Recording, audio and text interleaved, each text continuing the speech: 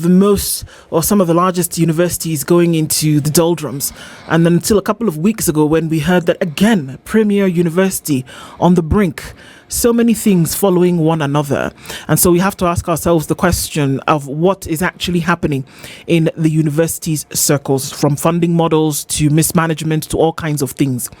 Dr. Charles Mukhwaya is the Secretary General of the Kenya University Staff Union, KUSU, and he's here in the hot seat with us this morning. Dr. Mukhwaya, good morning. Morning. How are you? Very well. Karibu. Thank you so much. Welcome to your first time in the hot seat in the Situation Room. We are trying to assess the situation and from your point of view find out what's really going on and then point ourselves in a solution-oriented kind of conversation this morning. But before we do that, ever been to West Africa? Yeah, been. Have you been to Ghana? Yeah. Oh, fantastic. Akwaba, as they would say. Okay. Mark has been, and he almost ate one of my favorite fictional characters, which was Curious George, but then he saw the hand and said no. He'll tell you what I mean by that. He's going to share a proverb from Ghana, which is where we are this week, and we would like to get your interpretation of the same. Okay. All right. I was in the Ashanti region, and my friends were convincing me to try everything. So I tried everything, every bushmeat, as they call it there. And then I was supposed to be served a nice steaming portion of monkey steak. And how this place was set up is they had like 20 pots in a semicircle. And my host then told them that the only two things I have not tried, the snails and the monkey meat. I asked them one question: will I get Ebola? They said, no, this one has been boiled thoroughly, all those affirmations. So I served my fufu peacefully, and I walked over to the monkey pot, and I was sure I was going to eat it. Then a hand was floating like this. It looked exactly like my hand. That's where my appetite went. Did you eat the fufu though? Yeah, okay. With other things. Yeah. Mostly I used to like their goat. I was just confused about the skin on the goat. Yes, that skin is very tasty. Bas. Exactly, it is interesting, right? Very tasty, yeah. You see, so Kenya, you're just wasting meat when you remove skin from a goat. I hope my friend, there's a friend of mine who likes roasting meat. Huti, umesikia? Wacha kutoa ngozi, tukule hiyo kitu, vile iko. So now to the proverb. I'm glad at least I got a smile out of you. You're a very serious character. The ruin of a nation begins in the homes of its people. The ruining of a nation begins in the homes of its people. That is the question. The proverb. Yes, the proverb.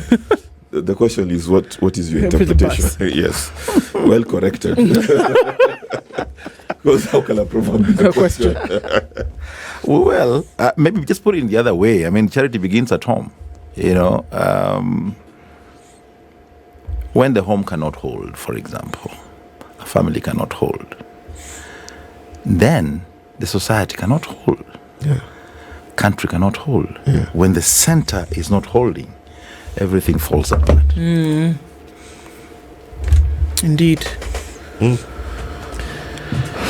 When the center is not holding, everything falls apart. Well, how about visionary? Because that goes directly to the conversation that we're having this morning. That unfortunately we've seen too much falling apartness. And yes, I'm going to patent that as a phrase. That when it comes to the university's problem that we see today. You're in the Kenya University Staff Union, so obviously you cut across universities in the Precisely. nation. So this is not just one university we're talking about and looking at its issues alone in isolation, but this is across board. That there seems to be something wrong. When we look at certain cases, it would appear as though there's been mismanagement of funding and that thing has all gone to the dogs. But when we look at another one, we see that councils perhaps want some kind of autonomy, that maybe the state is involved in, pressuring some kind of control. When we look at another one that we still just don't seem to have our research and things in order to be able to have these universities run. Sometimes we can't have academic staff unions being paid what they're owed or being paid on time. We have statutory deductions that have been unpaid for years. I mean, really, take a stone and throw it. It will land on something that's a problem, right? But then we have to ask the question that what really is the problem, and are they homogeneous across board, that in terms of what is ailing the universities that are currently in distress? And in a very simple question, what is going on? Good one. Thanks, Udu. First of all, as a country, one of the indicators of the development of any country is the literacy level, and more so education at the university level. In our country, we seem to have a problem within the entire education sector. But to zero in on what is happening in our public universities, I think is more critical for me, because that's where I belong. Our universities in this country are facing serious challenges that if we don't, as a country, take deliberate steps, these universities are going to be decimated and we'll have no university. And yet we have an overwhelming population of young Kenyan boys and girls who are yearning for university education. Now, one of the major challenges that our universities are facing currently, I would put it squarely on the government. Why do I say that? Who is the owner of these institutions? These are state-run institutions. If I came in your village or your neighborhood and I come across potty-bellied, cahexic-looking children, the question that would come to my mind would be, whose children are these? Whose children are they? The owner, the parent of that child or those children, right? It's the same thing. Our universities are facing these challenges because the parent has neglected them. One, the government has been lying to the universities for more than 15 years. When employers called the university councils are appointed, they're appointed to ensure that the managements of those institutions run and manage the resources that the government has given them. Right. Right? Now what happens is that you will find that the government itself, instead of giving funds to these institutions, the government started by drastically reducing the capitations to these institutions. So much so that you will find in 2016, that's when the most drastic reduction of budgets to these institutions began. And at the same time, the same government ensured that the Module 2 programs that were actually helping these institutions mitigate the budgetary deficiencies were also done away with. So the government is reducing capitation every year. The Module 2 programs have also been scrapped. So where do you expect these managers appointed to run these institutions to get money to run these institutions? You cannot get money from your pockets. It is the parent, the house help that you have in the house can only manage that house when you have given him or her the tools of business. Charles, education is a pillar of any country, whichever you want to look at it. And the university education for this country for a very long time has been something that has been revered, not only in the region, People have come from far to come seek university education in this country. And where we are today, that funding to education has gone down. You look at the funding model as well is in shambles. One asked the question, why isn't university education a priority to the government? First of all, I would say I don't know, but I want to just to think on my feet. Mm-hmm. When we have a country where academic dwarfs find themselves occupying the political space, and therefore they are the ones who are making decisions, then what do you expect? These dwarfs have the temerity of even going about and buying university degrees and donning academic gowns. And so they're telling the whole world, what is university? After all, I can have what I want even without it. I have the money, I can buy it. Now, when you have those kinds of people, then the government will not pay fidelity to the reverence that you're talking about. University education is nowadays, it's an academic, these are institutions that are now like, how do I put it? They are being dragged in the miasma of academic sludge. Who cares?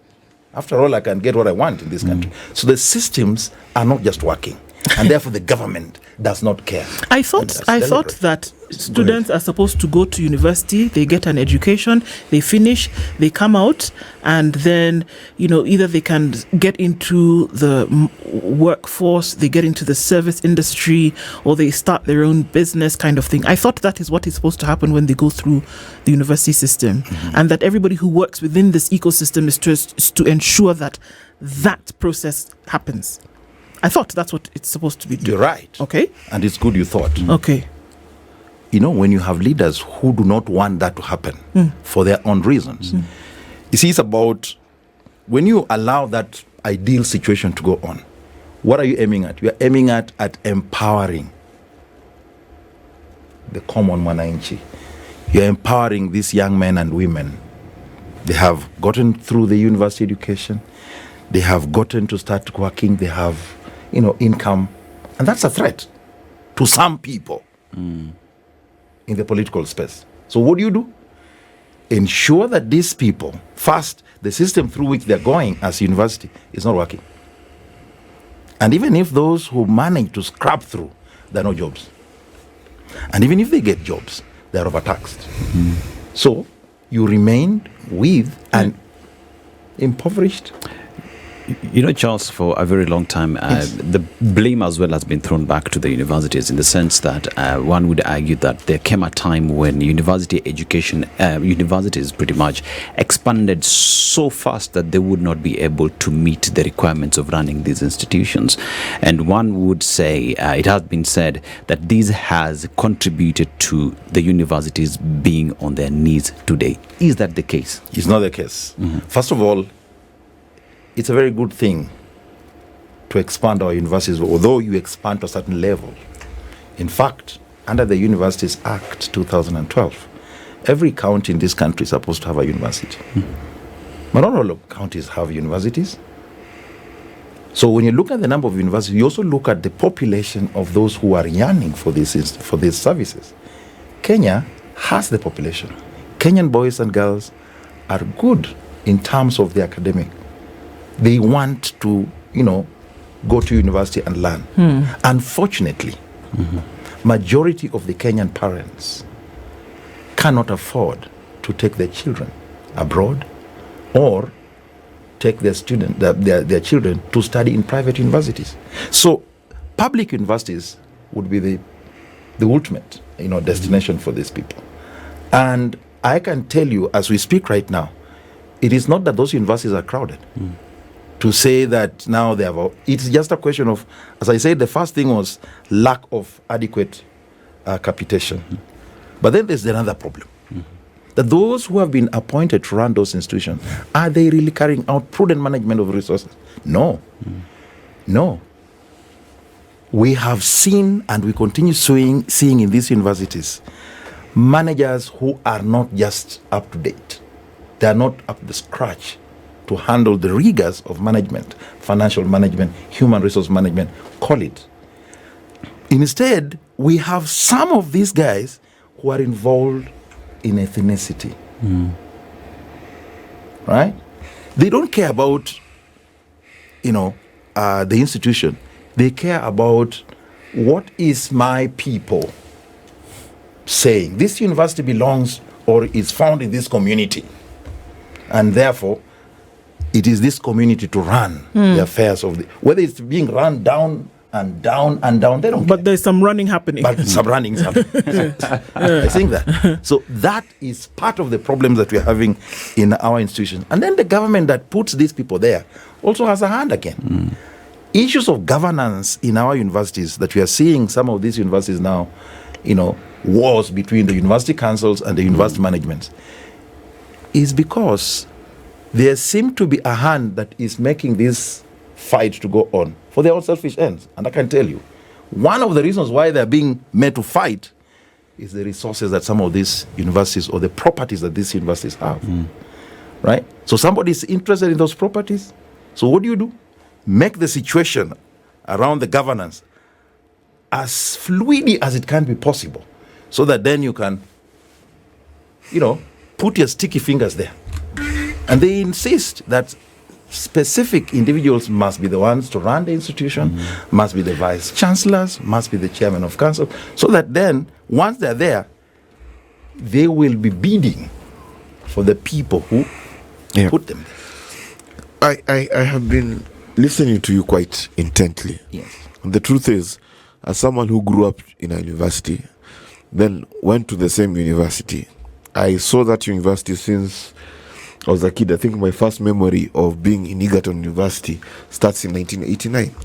And even when I was a kid, as vice chancellors changed, I realized that because it was in a certain region, certain tribes began to be the only people who can be vice chancellors. And just like you said, properties started disappearing and things like that. Then around 2015-16 there, they began to spend on magical things like the 50 million shillings gate. Yeah. Yes, you see, you even know about it. And fencing, a river where? Yes, the electric fence around the university. Yes.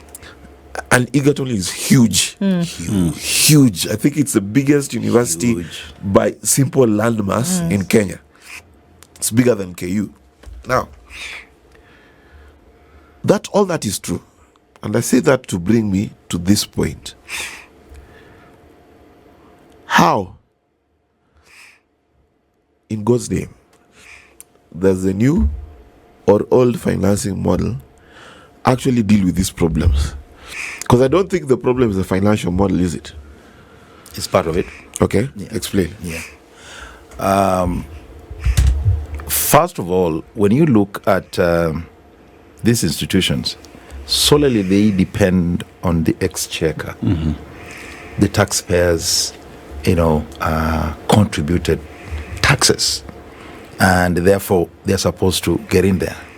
Now, when these taxes are collected and the money budgeted for these institutions is not adequate, the managers are tempted to do the crazy things. And some of them, they are put there so that then they are able to give tenders and contracts. The very people who are supposed to be ensuring that budgeting is done have vested interest in that or in those institutions, like the one that he's talking about. I'm an alumni of that university. Yeah. A lot of land, arable land. Yeah. And then when the government comes in place, the vice chancellor is told 5,000 acres are hived away. Yeah. The same people who are supposed to be making that institution run properly, they are the ones again who are coming in and using whoever they have put there to take these properties away. So what is it? It's because these guys, some of them are the owners, or their cronies are the owners of private universities. Well, how do you explain a whole government deciding that students who have qualified to join university, the same government ensures that they go into and they get admitted into private universities. And then the same government funds those institutions after sending students there at the expense of their own public universities. What are you talking about? Just wait. I'm sorry. We are together. I don't understand. Wait. Private university? Yes. Government money? Yes. Yeah. How? It sounds like magic. I don't understand. It has happened. Yes. No, I need you to explain we need it. you to explain. The two of us are. Yeah. You know, students, these are government funded students. They have been admitted into a private university. So where are they But going the to be funded? point of government funding is for you to go to a public government- institution. Yes. So how do you get public funding? That is a $6 million question. That we have people who they have that temerity of making sure that happens. And students keep going there. In fact, one of the biggest problems and the causes of what we are having is when students started being taken to private universities. Students who have qualified to join public universities. The moment they were allowed to go, and listen to you and the new funding model, what does it say? The money will follow the students. Aye? That's why it's called student. It's called what? Student-based funding model. Okay. Let me ask a question. So in primary school, Yes. let's take primary school. Is it still called primary school, even when it's this grading system? Yes, comprehensive yes, and- yeah. So primary school. Primary school is now comprehensive school. Yes, so comprehensive school, whatever it is. Well, government sends capitation. It is like them sending capitation from Kuruine Primary and then Hillcrest. Essentially, that's what's happening at Yes, now at the universities. university Yes, level. Yes. because- it shouldn't. Yes, it shouldn't, but it's happening. I've always Why would thought you- I'm clever, but I cannot see the logic there. How would you explain this? That if, for example, University A, its budget, it has done the budgetary estimates, it's coming to 4 billion, Yeah. right? And that is proof that is the amount of money they need. That university ends up getting 2 billion. 2 billion. Okay. So where is the other 2 billion going to? Following the students. Yes. Okay, the next time I steal something, I shall Okay. tell you I'm following the students. Who oversees this daylight robbery?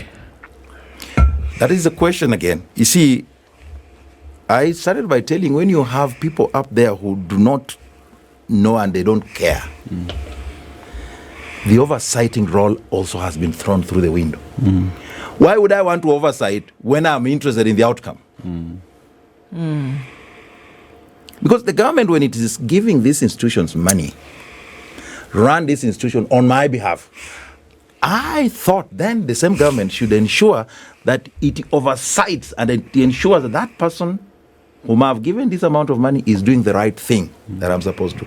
The auditor reports have said it all. Right? Nobody is bothered. Then look at our MPs in parliament. Are they of any help?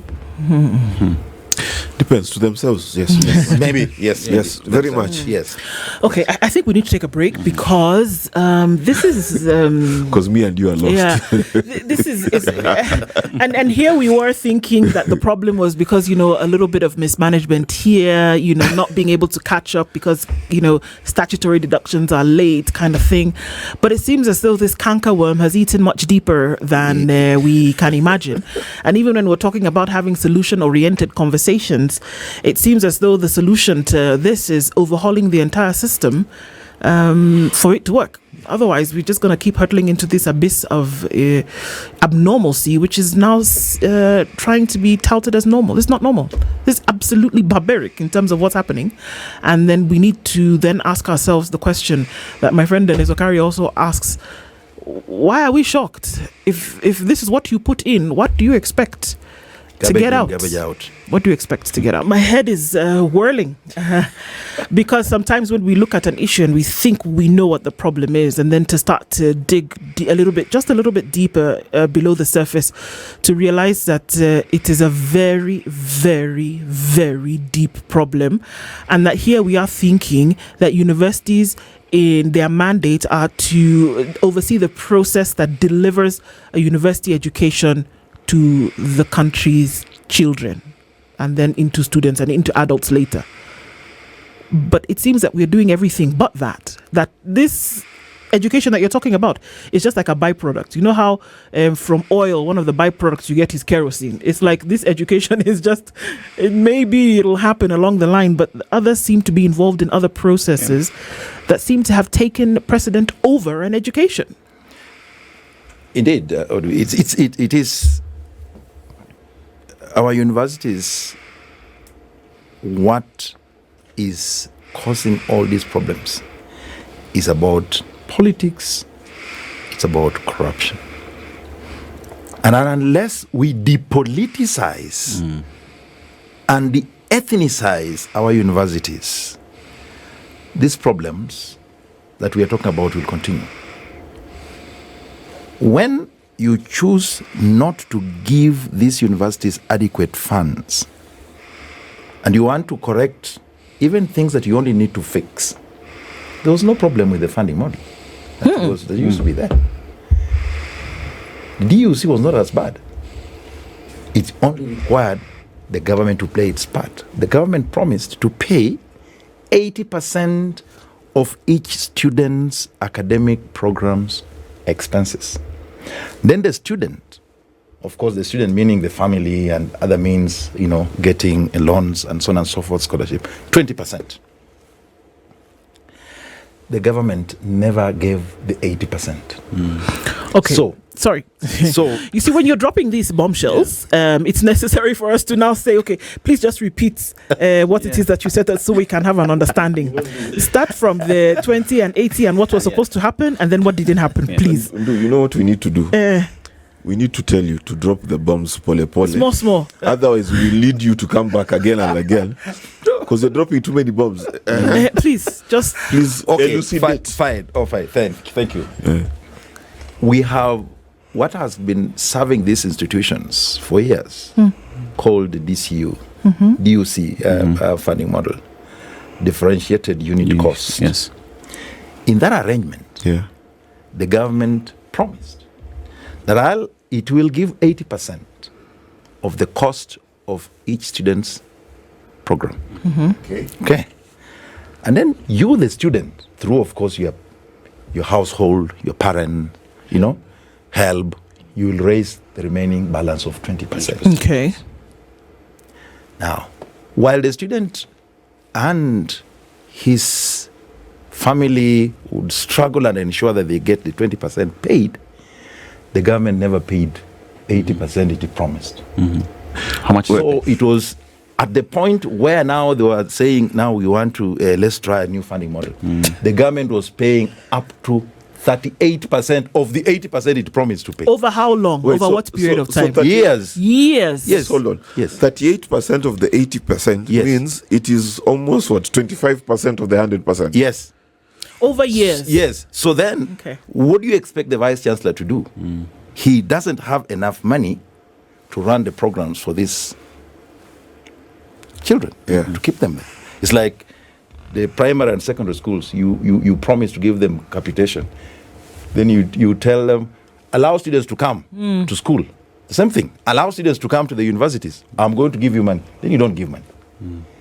Where is the university going to get the money? And at the same time, there's no Module 2, which was raising money to mitigate the budgetary deficiencies. Program. Yes. You see that? So these managers are now faced with a very difficult situation. How do we balance?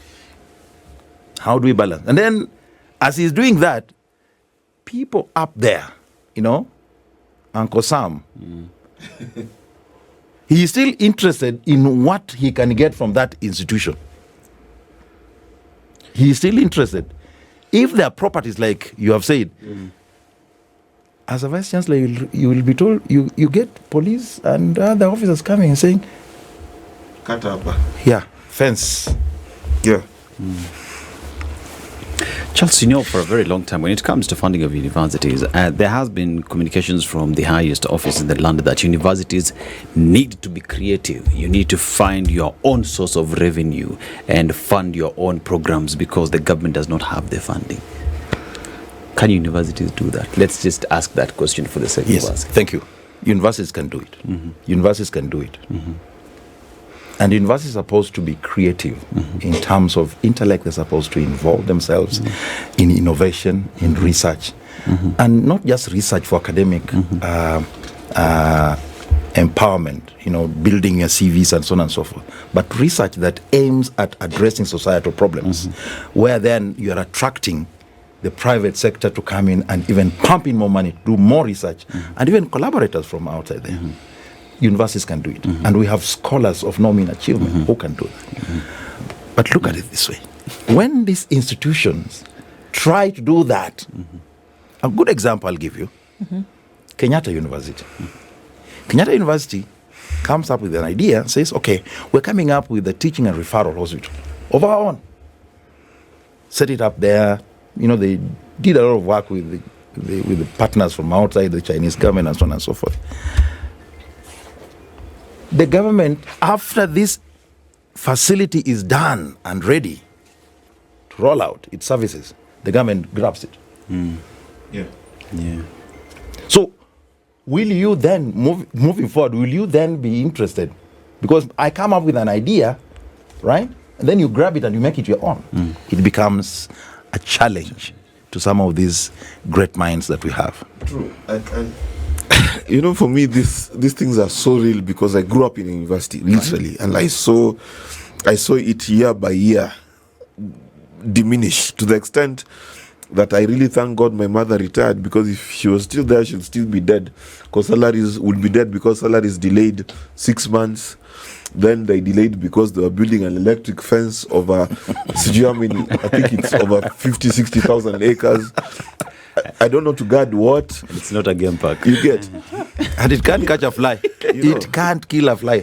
You understand? Yes. And most of the time it's not even working, right?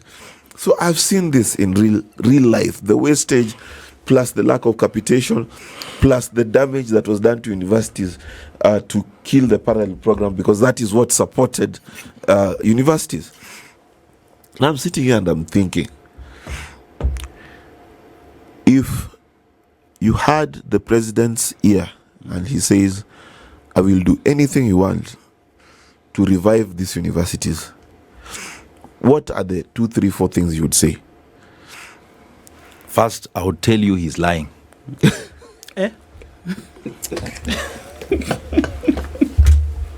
I'll give you, my friend, one reason as to why. Okay. I'll buy you shock absorbers on your way out.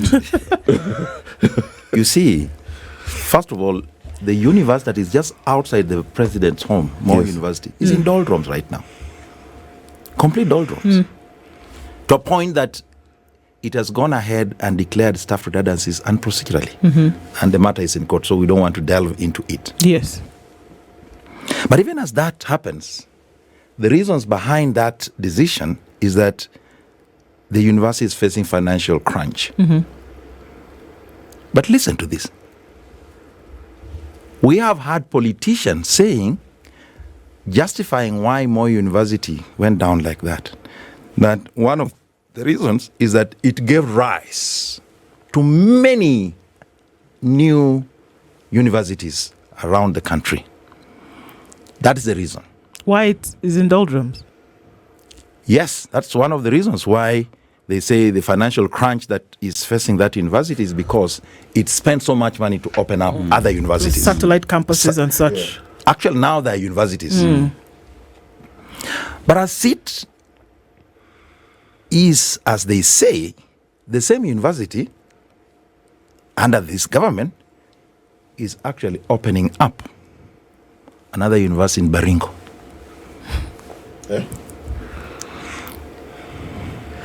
So, what is it? If you are saying you're going to fix this problem, you are saying perhaps these universities are underfunded, or they are crowded, or there are too many. Then, why do you go on to open another one under the same university that is actually facing problems. We are having staff there who have never earned their salaries for months on end. They have taken third-party loans, the bank loans, corporate society loans, through the university payroll. And the university agreed to deduct and remit. It has never done that. Now you declare this staff redundant and you owe them their salaries. You've made them be recorded in a CRB. You have never remitted their statutory deductions. Yeah. You're looking at that. And then you say you want to fix. If you really want to fix, then there are certain things that you must be deliberately accept to be made. And as a government, if I were in the government, first, the debts that these universities are owed, would one, first of all, fix them. They're running to over 70 billion right now. What? The total amount that these universities are owed is now more than 70 billion. That the government has not given. The government has not given them. So even as you are coming up with these new things that you are saying you are going to do, you are going to fix, first things first. Help these institutions settle their debts. They have not paid suppliers, they have not paid statutory deduction, they have not paid salaries, they have not, all those things. These taxes that you are taxing Kenyans, why can't you take part of it and fix it?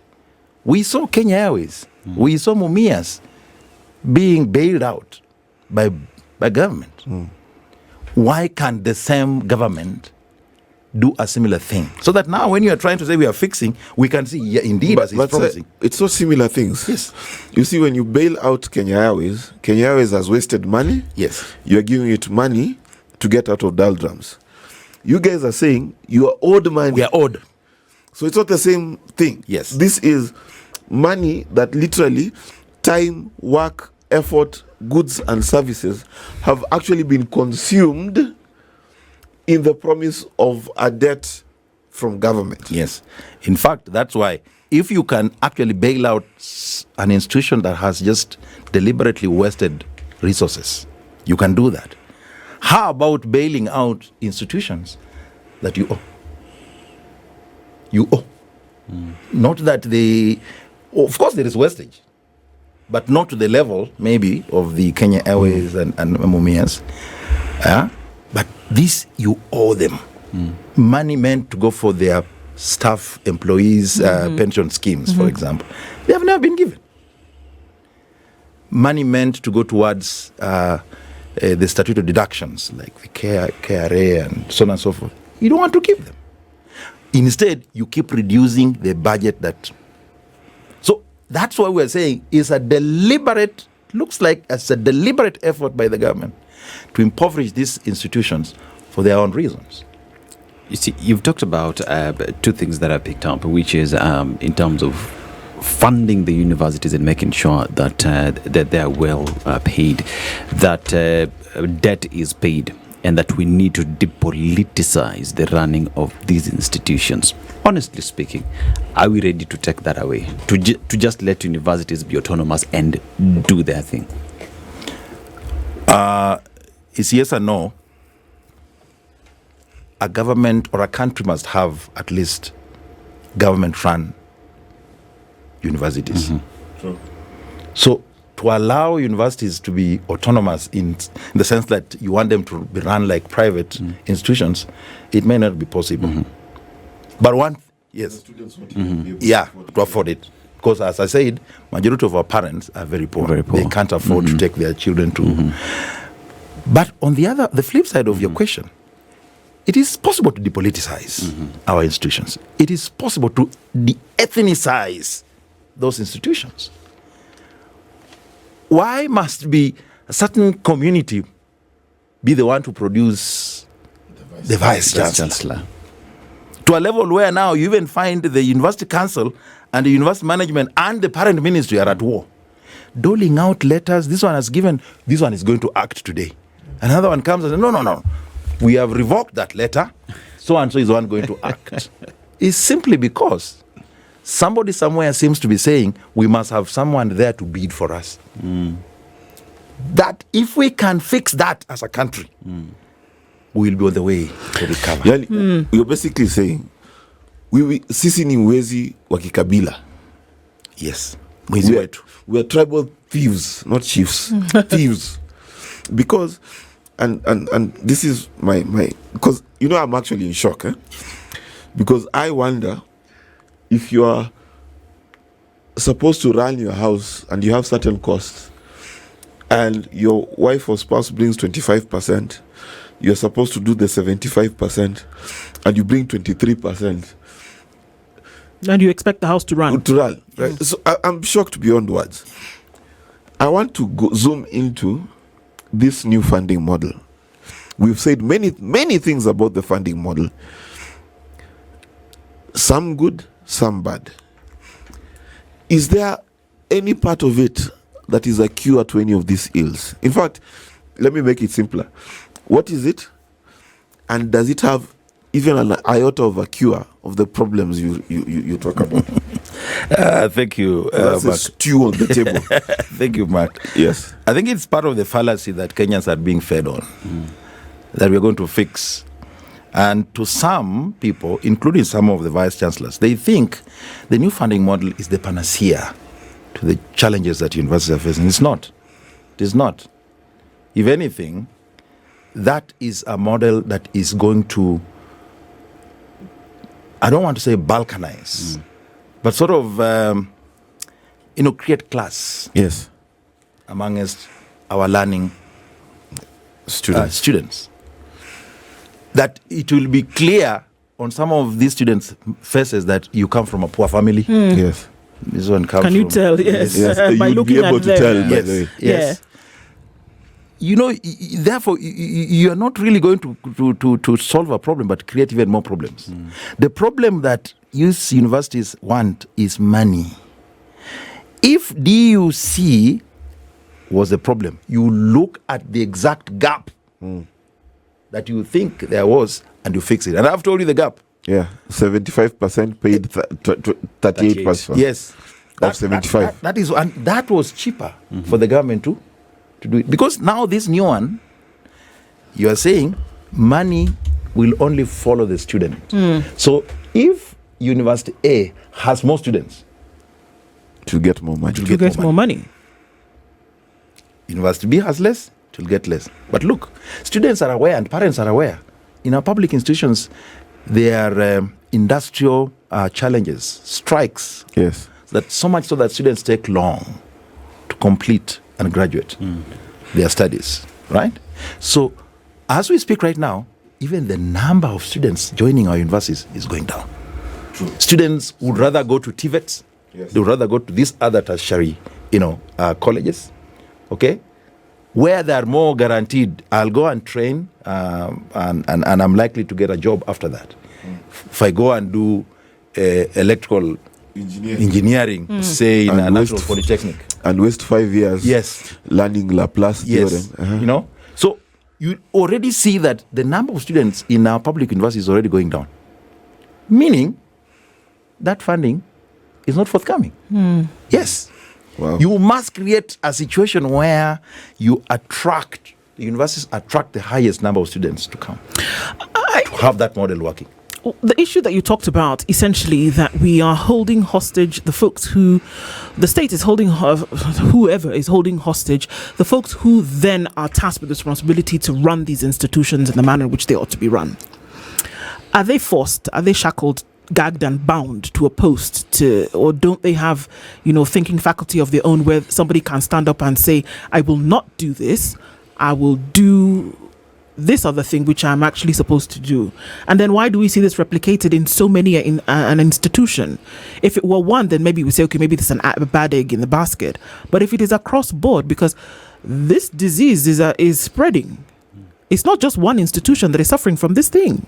There are many more. Just the other day now, we've seen Nairobi University, and it's in the public eye, so we can say it, is that there's word over who they want the chancellor to be. And if it is not who they have picked, then they're going to find a way to frustrate, that particular individual. I mean, because Really, what are we doing? Don't these individuals have autonomy of mind? And I'll tell you, without any fear of doubt, the current crop of our vice chancellors are cowardly. They are men and women who cannot tell the government the truth of what is ailing these institutions. They are men and women who cannot demand from the government that you owe us this, you must give us this. I last saw the stronger, brand of vice chancellors during the late Magoha's time when he was the vice chancellor. They would hold their hands and go to the parent ministry and demand and say, look, you have appointed us to run these institutions on your behalf. Get us the money to do so. If you don't want, come and run the institutions. The current crop, They didn't try. they cannot. They couldn't try it. In fact, they have become praise and worship team. Yeah. of the government. They're the ones who are clapping the new funding model. Knowing very well that it can't work. It can't. But why are they doing that? They're doing that because somebody's in that office. First, he's looking at my first term. If it ends, I must get the second term. So I don't want to rabble-rouse the appointing authority. That's part of it. Secondly, they are also in conduit with those who, the powers that be. Yeah. When these universities are running down, I told you part of it is just mismanagement and corruption. But if you're using me to do the corrupt thing, my 10%. So it's what's in it for you that's then going to preclude you or disallow you to do the right thing because there's something you're benefiting from. There's something that you're benefiting from. And that's why they fight over it. If you've ever been keen, there is always a vicious war when it comes to appointments of VCs. Yes. What is it? One would ask himself. What is it? There are only a few men and women who have said, no, I don't want it. I'm comfortable, just working as a professor and teaching my students and supervising my students. Bitangendem was one of them. Yes, very few. But majority, they would fight tooth and nail, including going to the courts. They want that for this. So Dr. One would just ask, which way university education for Kenya? It's unfortunate that we find ourselves where we are, but there is still hope, in my own view. There is hope. How does it present itself, this hope? The hope only comes through the Kenyans themselves.